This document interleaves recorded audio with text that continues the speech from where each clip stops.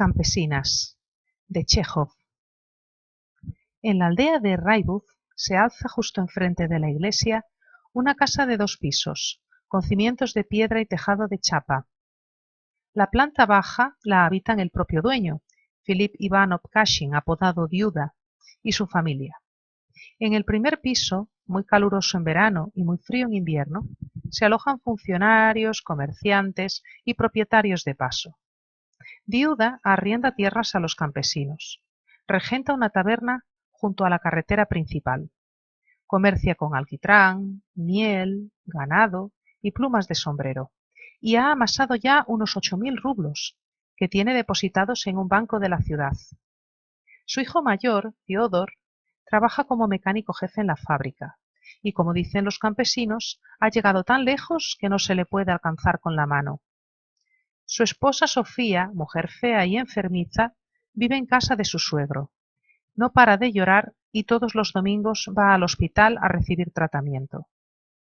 El segundo hijo de Viuda, Alioshka, el jorobado, vive en casa de su padre. No hace mucho lo casaron con Bárbara, procedente de una familia pobre. Es una mujer joven, atractiva, llena de salud y coqueta. Los funcionarios y comerciantes que se alojan en la fonda exigen que sea ella quien les traiga el samovar y les haga la cama. Una tarde de junio, mientras se ponía el sol y el aire se llenaba de olores a heno, estiércol caliente y leche fresca, entró en el patio de Viuda un carro sencillo en el que viajaban 3 personas. Un hombre de unos 30 años con un traje de lienzo, un muchacho de unos 18 con una larga levita negra con botones de hueso y un joven con camisa roja como las de los cocheros. El joven desenganchó los caballos y los llevó a pasear por la calle, mientras el viajero se lavaba y decía sus oraciones vuelto hacia la iglesia. Luego extendió su manta de viaje por el suelo junto al carro y se sentó a cenar con el muchacho. Al contemplar sus gestos pausados y comedidos, Viuda, que a lo largo de su vida había visto muchos viajeros, reconoció en él a un hombre práctico, responsable y consciente de su valía. Viuda estaba sentado en el porche, solo, con el chaleco, sin gorra, esperando a que el recién llegado le dirigiera la palabra. Estaba habituado a que los viajeros, por la tarde, antes de dormirse, le contaran toda suerte de historias, que él escuchaba con gusto. Su vieja Afanasieva y su nuera Sofía ordeñaban las vacas en la cuadra. Su otra nuera, Bárbara, sentada junto a una ventana abierta de la primera planta, comía con pipas de girasol. «Ese muchacho es hijo tuyo, ¿verdad?», preguntó Viuda al viajero. «No, es un pupilo, un huérfano. Lo he tomado a mi cargo para la salvación de mi alma». Empezaron a conversar. El viajero era un hombre dicharachero y elocuente, de tal manera que en el curso de la charla Viuda se enteró de que era un burgués de la ciudad, propietario, que se llamaba Matvei Savvich, que iba a ver unos huertos que había arrendado a unos colonos alemanes, y el muchacho se llamaba Kuzka. La noche era calurosa y sofocante, nadie tenía ganas de dormir. Cuando cayeron las sombras y las pálidas estrellas empezaron a titilar en algunos puntos del cielo, Matvei Savvich se puso a contar cómo se había hecho cargo de Kuzka. Afanasievna y Sofía, que se encontraban no lejos de allí, aguzaban el oído mientras Kuzka se acercaba a la cancela. «Se trata de una historia de lo más enrevesada, abuelo», empezó Matvei Savvich. «Si tuviera que contártelo todo, se nos haría de día. Hace unos 10 años, en nuestra calle, justo al lado de mi casa, donde ahora se alza una fábrica de velas y una almazara, habitaba Marfa Simonovna Kapluntseva, una vieja viuda que tenía 2 hijos. Uno trabajaba como mecánico en el ferrocarril. El otro, Vasia, de la misma edad que yo, vivía en casa de su madre. El difunto señor Kapluntsev tenía caballos, unas 5 parejas, y se dedicaba al transporte en la ciudad. La viuda siguió con el negocio y manejaba los carreteros con tanta habilidad como su difunto marido, de manera que algunos días sacaba 5 rublos netos. Su hijo también obtenía pequeños beneficios, criaba palomas de raza y las vendía a los aficionados. Siempre estaba en el tejado, lanzando una escoba al aire y silbando. Las palomas volteadoras llegaban hasta el mismo cielo pero a él siempre le parecía poco y quería que volaran más alto. Atrapaba pardillos y estorninos, construía jaulas. Parecen ocupaciones de poca monta, pero con esas naderías se sacaba unos 10 rublos al mes. En fin, con el paso del tiempo, a la anciana se le paralizaron las piernas y tuvo que guardar cama. Como consecuencia, la casa se quedó sin patrona, que es como si un hombre se quedara sin ojos. La anciana empezó a preocuparse y pensó en casar a su hijo. Sin pérdida de tiempo, llamó a la casamentera. Empezaron esas típicas charlas de mujeres, que si esto, que si lo otro, y al final nuestro Basia fue a ver a las candidatas. Eligió a Mashenka, hija de la viuda Samovalov. Le dieron el sí sin pensarlo demasiado, y en una semana todo quedó arreglado. Era una muchacha joven, de unos 17 años, menuda y rechoncha, pero blanca de tez y bonita de cara, con todas las cualidades de una señorita, y su dote no estaba nada mal, unos 500 rublos en dinero, unas vacas, ropa de cama. 3 días después de la boda, la anciana, que había tenido un presentimiento, se marchó a la Jerusalén celeste, donde se desconocen las enfermedades y los suspiros. Los recién casados encargaron una misa de difuntos e iniciaron su vida en común. Durante 6 meses vivieron en la mayor armonía, pero de pronto acaeció una nueva desdicha. Las desgracias nunca vienen solas. Basia fue convocado al sorteo de los quintos. Lo enrolaron al pobre sin concederle la menor prórroga. Le raparon la cabeza y lo enviaron al reino de Polonia. No se puede ir contra la voluntad de Dios. Cuando se despidió de su mujer en el patio, apenas se mostró conmovido, pero cuando contempló su palomar por última vez se puso a llorar a lágrima viva. Daba pena mirarlo. En un principio Mashenka, para no aburrirse, llevó a su madre a vivir con ella. La vieja se quedó hasta el momento del parto, cuando nació este Kuzka que ves aquí. Y luego se fue a Oboyán, a casa de su otra hija también casada, dejando a Mashenka sola con el pequeño. Lidiar con 5 carreteros, hombres dados a la bebida e insolentes, cuidar de varios caballos y carretas, ocuparse de una tapia que se desmorona y quemar el hollín acumulado en la chimenea no son actividades para una mujer, de modo que empezó a recurrir a mí, su vecino, para cualquier nadería. Yo llegaba, daba órdenes, aconsejaba. Como es bien sabido, no se entra en una casa sin beber té y entablar conversación. Yo era joven, ingenioso, me gustaba charlar de cualquier asunto. Ella también era instruida y gentil. Llevaba ropas muy limpias y en verano se paseaba con un quitasol. A veces le hablaba de religión o de política. Ella se sentía halagada y me servía el té y mermelada. En una palabra, para no alargarme mucho, te diré, abuelo, que antes de que pasara un año del demonio, enemigo del género humano, me turbó el entendimiento. Empecé a darme cuenta de que los días que no iba a verla me sentía desanimado y me aburría, y no paraba de buscar pretextos para ir a visitarla. Es hora de poner las dobles ventanas para el invierno, le decía, y me pasaba el día entero remoloneando en su casa, poniendo las dobles ventanas e ingeniándomelas de tal manera que me quedaran un par de ellas para el día siguiente. Habría que contar las palomas de Basia, no se haya perdido alguna y otras cosas por el estilo. Siempre que podía le hablaba por encima de la tapia y al final, para hacer más corto el camino, abría una puertecilla en el muro. En este mundo, el sexo débil es causa de muchos males y villanías. No solo nosotros, pecadores, sino también los santos han sido apartados del buen camino. Mashenka no me rechazaba. En lugar de conservar el recuerdo de su marido y vigilar su conducta, se enamoró de mí. Empecé a darme cuenta de que también ella se aburría y se pasaba todo el tiempo cerca de la tapia, mirando mi patio por las hendiduras. La cabeza se me llenó de fantasías. El Jueves Santo, por la mañana temprano, poco después de amanecer, pasé junto a su puerta camino del mercado, y allí estaba el demonio de guardia. Eché un vistazo, su puerta tenía una rejilla en la parte superior, y la vi ya levantada en medio del patio, dando de comer a los patos. No pude contenerme y la llamé. Ella se acercó y me miró a través de la rejilla. La tez blanca, los ojos acariciadores, soñolientos. Obnubilado empecé a dedicarle cumplidos, como si en lugar de encontrarnos ante su puerta estuviéramos celebrando su santo. Ella se ruborizó y se rió, mirándome a los ojos sin pestañear. Perdí la razón y me puse a expresarle mis sentimientos amorosos. Ella me abrió la puerta y me dejó entrar. Desde esa mañana vivimos como marido y mujer. Alioshka el jorobado entró en el patio jadeando y sin mirar a nadie se dirigió corriendo a casa. Al cabo de un minuto salió a toda prisa con un acordeón al hombro y haciendo tintinear en el bolsillo unas monedas de cobre, y comiendo pipas de girasol desapareció más allá de la cancela. ¿Quién es ese?, preguntó Matvei Savvich. Mi hijo Alexei, respondió Diuda. Se va de juerga el muy golfo.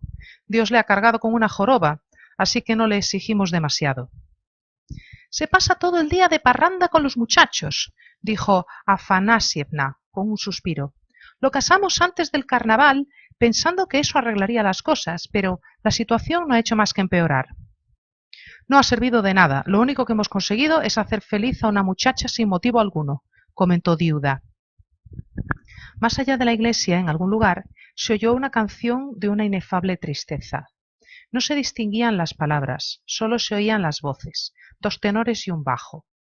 Como todo el mundo escuchaba, en el patio se hizo un profundo silencio.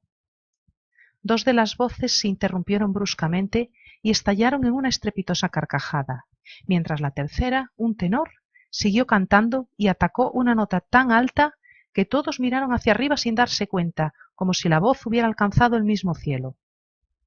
Bárbara salió de la casa y, cubriéndose los ojos con la mano como para protegerse del sol, miró hacia la iglesia.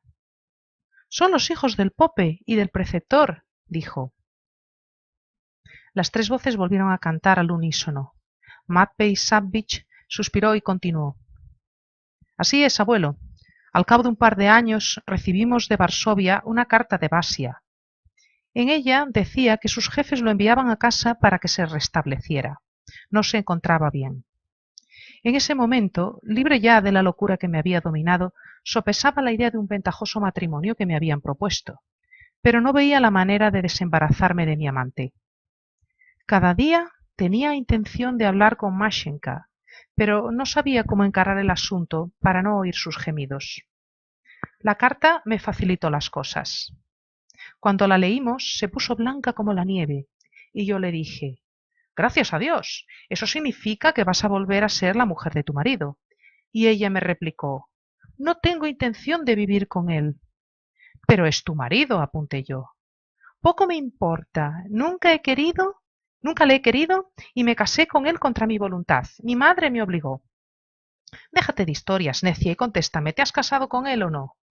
«Sí», dice, «pero te quiero a ti y viviré contigo hasta la muerte. Me da igual que la gente se ría, no les haré ningún caso». «Eres piadosa», le digo. «¿Has leído lo que dicen las escrituras?» «Te han dado un marido y debes vivir con él», comentó Diuda. «Marido y mujer son la misma carne. Hemos pecado», le digo, «y es hora de que nos separemos. Hay que escuchar la voz de la conciencia y temer a Dios. Confesemos nuestra culpa ante Basia. Es un hombre pacífico y tímido, no nos matará. Además, es mejor soportar los tormentos infligidos en este mundo por el marido legítimo que rechinar los dientes el día del juicio final». Ella no me escuchaba, seguía en sus 13 y no quería entrar en razón. «Te quiero», es lo único que decía. Basia llegó el sábado anterior al domingo de la Santísima Trinidad, por la mañana, temprano. Lo contemplé todo a través de la tapia. Entró corriendo en la casa y al cabo de un minuto salió con Kuzka en brazos, riendo, llorando, besando a su hijo y contemplando el Enil. Le daba pena dejar a Kuzka y al mismo tiempo tenía ganas de ver sus palomas. Era un hombre delicado, sensible. El día pasó de la mejor manera, en calma y sin incidentes. Llamaron al oficio de vísperas y yo pensé: mañana es el domingo de la Santísima Trinidad. ¿Por qué no han cubierto de ramos la puerta y la tapia? Las cosas no deben de ir muy bien. Fui a verles.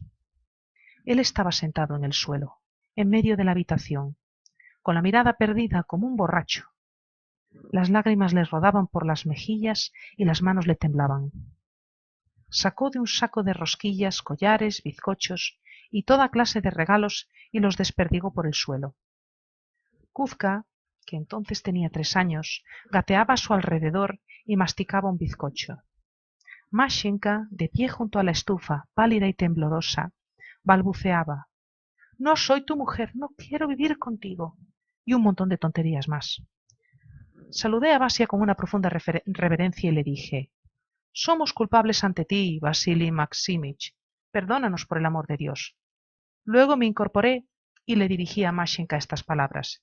Y usted, María Semyonovna, debe sentirse contenta de lavarle los pies a Vasili Maximich. Sea una esposa sumisa y ruegue a Dios para que en su misericordia perdone mi pecado. Parecía como si ese discurso me lo hubiera inspirado un ángel, y hablaba con tanto sentimiento que hasta se me saltaron las lágrimas. El caso es que, al cabo de un par de días, Vasia vino a verme. Os perdono a los dos, Matvey, que Dios sea con vosotros. Es difícil que la mujer de un soldado, sobre todo si es joven, guarde el decoro.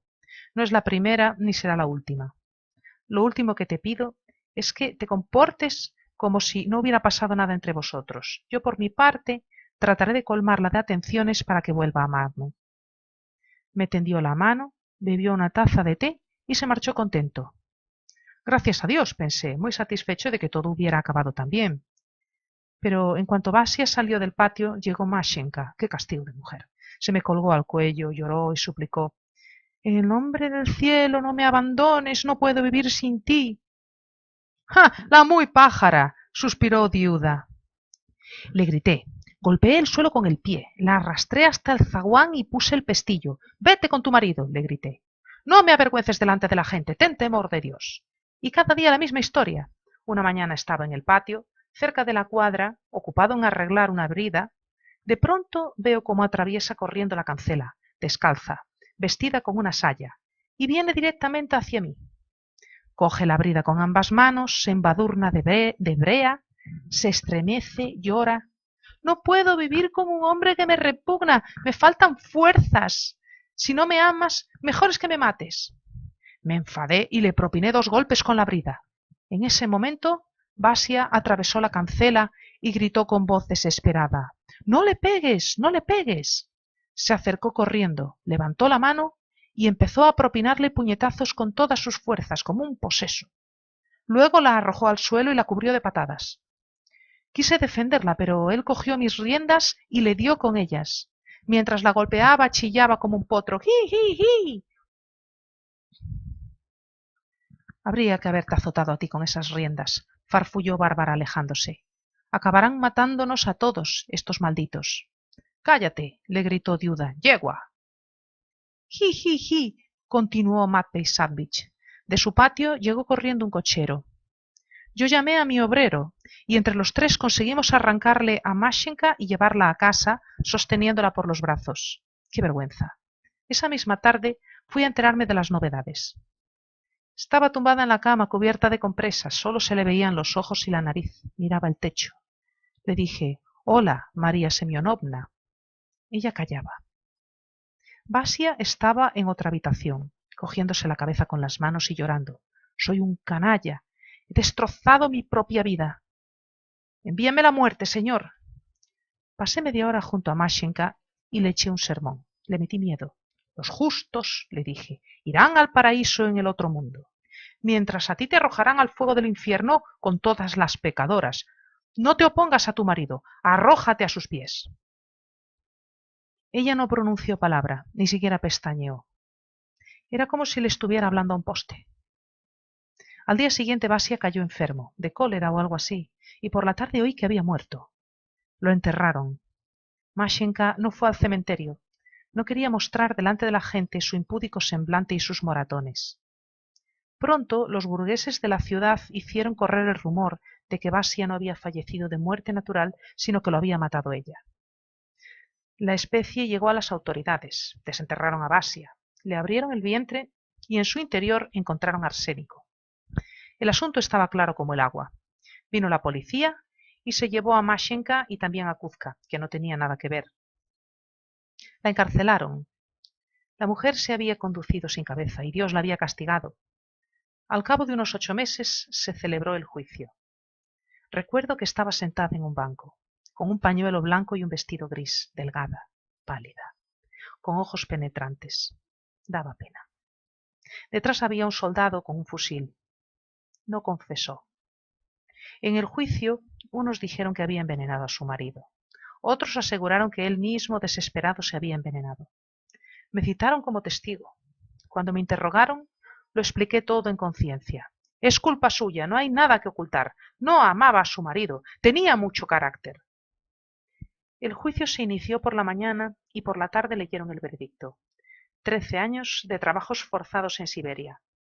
Después del juicio, pasó unos 3 meses en el presidio de la ciudad. Fui a verla por humanidad, le llevé té, azúcar. Cuando me vio, empezó a temblar de pies a cabeza. Agitó los brazos y balbució: «¡Vete, vete!».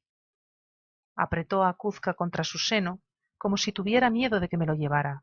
«Mira dónde has llegado», le dije. «Ah, Masha, Masha, pecadora. No me escuchaste cuando te pedí que entraras en razón y ahora tienes que llorar. Tú tienes la culpa, acúsate a ti misma». Mientras la amonestaba, ella solo decía: «Vete, vete». Se apretaba contra la pared con Kuzka en brazos y se estremecía. Cuando se disponían a trasladarla a la capital del distrito, fui a verla a la estación y le entregué un rublo en un paquete para la salvación de mi alma, pero no llegó a Siberia. En la capital del distrito contrajo unas fiebres y murió en el presidio. «Si eres un perro, muere como un perro», dijo Diuda. Enviaron a Kuzka de vuelta a casa. Después de pensármelo mucho, me hice cargo de él. ¿Qué podía hacer? Es hijo de un criminal, pero es un ser vivo, un cristiano, me daba pena. Haré de él un dependiente y, si no tengo hijos, lo convertiré en comerciante. Ahora, cuando voy a alguna parte, lo llevo conmigo para que aprenda.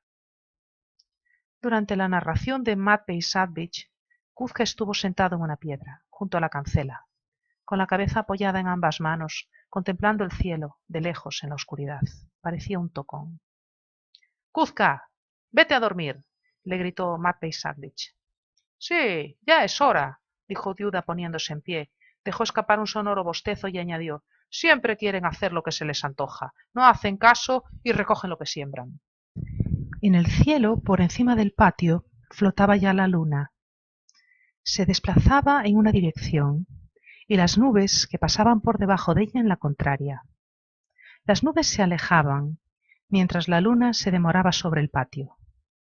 Matvei Savvich rezó vuelto hacia la iglesia y tras desear buenas noches a los presentes se tumbó en el suelo cerca del carro. Kuzka también dijo sus oraciones.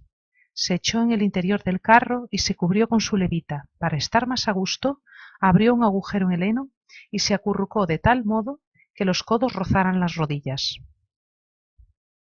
Desde el patio se veía como Diuda en la planta baja encendía una vela, se ponía unas gafas y se acomodaba en un rincón, con un libro en la mano.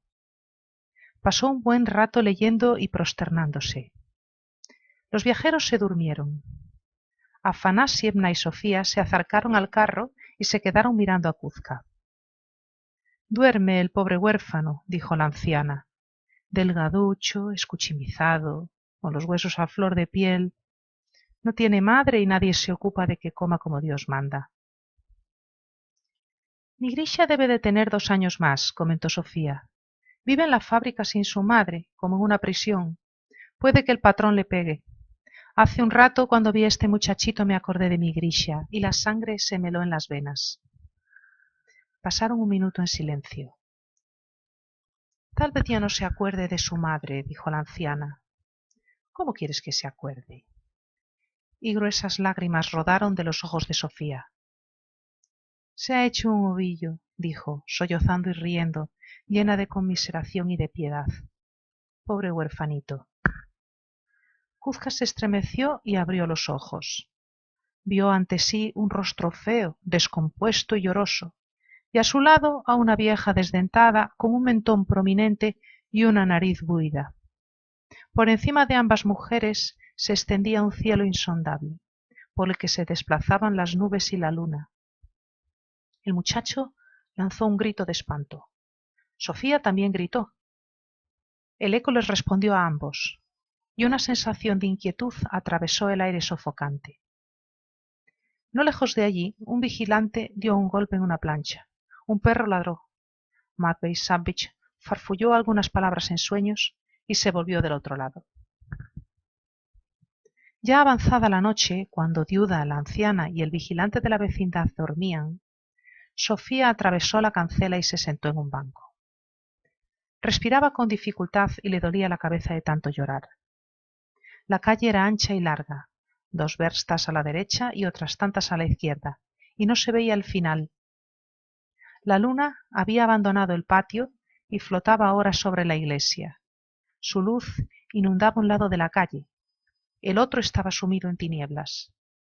Las grandes sombras de los álamos y de los nidos de estorninos atravesaban toda la calle, mientras la de la iglesia, negra y terrible, ocupaba una amplia franja de tierra y cubría la cancela de Duida y la mitad de la casa. No había nadie y no se oía un ruido. Del final de la calle llegaba de vez en cuando una música apenas audible. Probablemente Alioshka tocaba el acordeón. Unos pasos resonaron en la penumbra, cerca de la verja de la iglesia. ¿Era un hombre o una vaca? Imposible saberlo. Quizá no había nadie y solo se trataba de un ave de gran tamaño que hacía crujir las frondas. Pero de pronto una figura se destacó de la sombra, se detuvo, dijo algo. Era una voz de hombre, y después desapareció en el callejón próximo a la iglesia. Algo más tarde apareció otra silueta a unos 2 sazens de la cancela. Se dirigía directamente hacia allí, pero al ver a Sofía en el banco se detuvo. —Bárbara, ¿eres tú? —preguntó Sofía. —¿Y si fuera yo? Era Bárbara. Permaneció inmóvil durante un minuto. Luego se acercó al banco y se sentó. —¿A dónde has ido? —preguntó Sofía. Bárbara no respondió. —No vayas a ganarte alguna desgracia a fuerza de tanto correr, jovencita —dijo Sofía—. ¿No has oído las patadas y los fustazos que recibió Mashenka? Ten cuidado, no te pase lo mismo. Da igual. Bárbara, tapándose la boca con el pañuelo, se echó a reír y susurró: He estado con el hijo del Pope. —Bromeas. —Te lo prometo. —Es pecado —murmuró Sofía. Da igual. ¿Por qué lamentarse? Si es pecado, que lo sea. Más vale caer fulminada por un rayo que llevar esta vida. Soy joven, tengo salud, y Dios me ha dado un marido jorobado, odioso, duro, peor que ese maldito Diuda. Cuando era niña no tenía nada que comer y andaba descalza. Escapé de esa miseria. Me dejé tentar por la riqueza de Alioshka y caí en la jaula como un pez en la nasa. Preferiría dormir con una víbora que con ese sarnoso de Alioshka. Y tú, vida, ojalá no lo hubiera visto mis ojos. Tu Fiodor te ha echado de la fábrica, te ha mandado a casa de tu padre y ha tomado otra mujer. Te han quitado a tu hijo y lo tienen encerrado. Trabajas como una mula y no oyes ni una buena palabra. Más vale quedarse soltera toda la vida. Aceptar el medio rublo del hijo del Pope, mendigar, arrojarse a un pozo. Es pecado, volvió a murmurar Sofía. Da igual. Detrás de la iglesia, las 3 mismas voces, 2 tenores y un bajo, entonaron de nuevo su triste canción. Tampoco esta vez podían distinguirse las palabras. Pájaros de medianoche, dijo Bárbara echándose a reír, y se puso a hablar en susurros de sus citas nocturnas con el hijo del Pope, de lo que éste le decía, de cuáles eran sus amigos y de sus escarceos con los funcionarios y comerciantes de paso. La triste canción transmitía un aire de libertad. Sofía se echó a reír, dominada al mismo tiempo por la mala conciencia y el miedo. Le gustaba escuchar a Bárbara, la envidiaba y lamentaba no haber pecado ella misma cuando era joven y hermosa. En la vieja iglesia del cementerio dieron las 12. Es hora de dormir, dijo Sofía poniéndose de pie. No vaya a ser que nos sorprenda Diuda. Ambas entraron en el patio sin hacer ruido. —¿Cómo me marche? No oí cómo acababa la historia de Mashenka —dijo Bárbara, preparándose el lecho debajo de la ventana. Por lo visto murió en prisión, envenenó a su marido. Bárbara se tumbó al lado de Sofía, se quedó pensativa y dijo en voz baja: Yo me desembarazaría de mi Alioshka y no lo lamentaría. No dices más que tonterías, que Dios te proteja.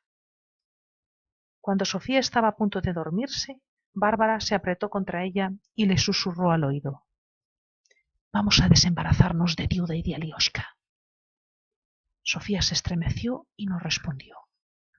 Luego abrió los ojos y estuvo largo rato mirando el cielo sin pestañear. La gente lo sabría, dijo. No lo sabrá. Diuda ya es viejo, es hora de que muera. En cuanto a Alioshka, dirán que las borracheras acabaron con él. Es terrible. Dios nos castigará. Da igual. Ni una ni otra dormían. Cavilaban en silencio. Hace frío, dijo Sofía, temblando de pies a cabeza. Probablemente la mañana está al llegar. ¿Duermes? No, no me hagas caso, querida, murmuró Bárbara. Estoy enojada con estos malditos y no sé lo que digo. Duerme, está a punto de amanecer, duerme. Ambas guardaron silencio, se tranquilizaron y no tardaron en quedarse dormidas. La anciana fue la primera en levantarse. Despertó a Sofía y las dos fueron a la cuadra a ordeñar las vacas. Llegó Alioshka el jorobado, completamente borracho, sin el acordeón. Traía el pecho y las rodillas llenos de polvo y de paja. Probablemente se habría caído por el camino. Tambaleándose, entró en la cuadra, se desplomó sobre el heno sin desvestirse y al cabo de un instante ya estaba roncando. Cuando la ardiente llama del sol naciente resplandeció en las cruces de la iglesia y luego en las ventanas y a través del patio, en la hierba cubierta de rocío, se extendieron las sombras de los árboles y el cigoñal del pozo, Matvei Savvich se levantó de un salto y empezó a trajinar. —¡Kuzka, arriba! —gritó—. Es hora de enganchar. ¡Deprisa! Empezaba el ajetreo de la mañana. Una joven judía, ataviada con un vestido pardusco con volantes, condujo un caballo hasta el abrevadero del patio. El cigoñal gemía lastimero, el balde tintineaba. Kuzka, soñoliento, perezoso, cubierto de rocío y aterido de frío, estaba sentado en el carro, poniéndose con indolencia la chaqueta, y escuchaba cómo el agua caía del cubo al pozo. —Tía —gritó Matvei Savvich a Sofía—, ve a sacudir a mi muchacho y dile que vuelva a enganchar. En ese mismo momento, Diuda gritaba por la ventana: —¡Sofía! ¡Cóbrale a la judía un kopek por el agua! ¡Se ha acostumbrado a no pagar, los muy sarnosos! Un rebaño de ovejas iba de un lado a otro de la calle balando. Las campesinas gritaban al pastor, que tocaba el caramillo, hacía restallar el látigo o les contestaba con su fuerte y ronca voz de bajo. En el patio entraron 3 ovejas y al no encontrar la puerta empezaron a darse cabezadas contra la tapia. El ruido despertó a Bárbara, que cogió su ropa de la cama con los 2 brazos y entró en la casa. —¡Al menos podías echar las ovejas! —le gritó el anciano. —¡Señoritinga! —Lo que me faltaba, trabajar para vosotros, monstruos —rezongó Bárbara entrando en la casa. Engrasaron el carro y engancharon los caballos. Diuda salió de la casa con el ábaco en la mano, se sentó en el porche y se puso a calcular lo que el viajero tenía que pagar por el albergue, la avena y el agua. —Muy caras cobras la avena, abuelo —dijo Matvei Savvich—. Si te parece cara, no la cojas. Soy comerciante, no fuerzo a nadie. Los viajeros se acercaron al carro, dispuestos a iniciar la marcha, pero un imprevisto los retuvo durante un minuto. Kuzka había perdido la gorra. —¿Dónde la has metido, cerdo? —gritó Matvei Savvich con enfado. —¿Dónde está? El rostro de Kuzka se crispó de terror. Empezó a ajetrearse alrededor del carro y al no encontrar la prenda fue corriendo hasta la cancela y luego al interior de la cuadra. La anciana y Sofía le ayudaban a buscar. —¡Te arrancaré las orejas! —gritó Matvei Savvich. —¡Canalla! La gorra apareció en el fondo del carro. Kuzka le quitó la paja con la manga, se la puso en la cabeza y trepó al carro con aire apocado y una expresión de pánico, como si temiera que fueran a golpearle por detrás. Matvei Savvich se santiguó, el criado tiró de las riendas y el carro se puso en marcha y partió del patio. Espero que os haya gustado. Si os ha gustado, dadme un like, que me viene muy bien para el canal, y también podéis suscribiros para estar al tanto de cuando subo vídeos nuevos. Gracias.